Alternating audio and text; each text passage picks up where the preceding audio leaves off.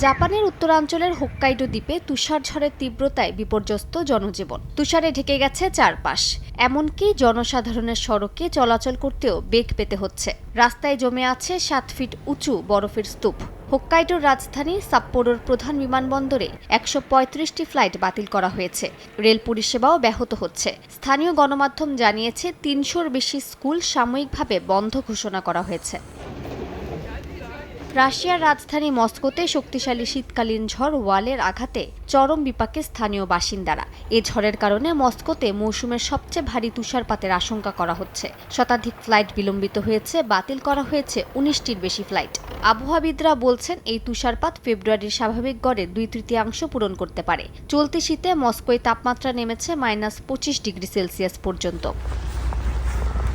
যুক্তরাষ্ট্রের ক্যালিফোর্নিয়ায় তীব্র তুষারঝড়ে বিপর্যস্ত সিয়েরা নেভেডা অঞ্চল। ইন্টারস্টেট 80-তে আটকা পড়েছেন অনেকেই। তাদের উদ্ধারে নিয়োজিত আছে স্থানীয় প্রশাসন। সিয়েরা নেভেডার নিকটবর্তী এলাকায় 4 থেকে 8 ইঞ্চি তুষারপাতের পূর্বাভাস রয়েছে। শীতকালীন অলিম্পিকের আয়োজক শহর ইতালির কোর্টিনা দো আম্পেজোতে আবারও তুষারপাত হয়েছে। 1 সপ্তাহের বেশি সময় শুষ্ক আবহাওয়ার পর হঠাৎ তুষার ফিরে আসায় বহু গাড়ি রাস্তায় আটকে পড়ে। কিছু সড়ক বন্ধ ঘোষণা করা হয় এবং শাটল পরিষেবা বাতিল করা হয়। মালিহা সুহরওয়ার্দী, সময় সংবাদ।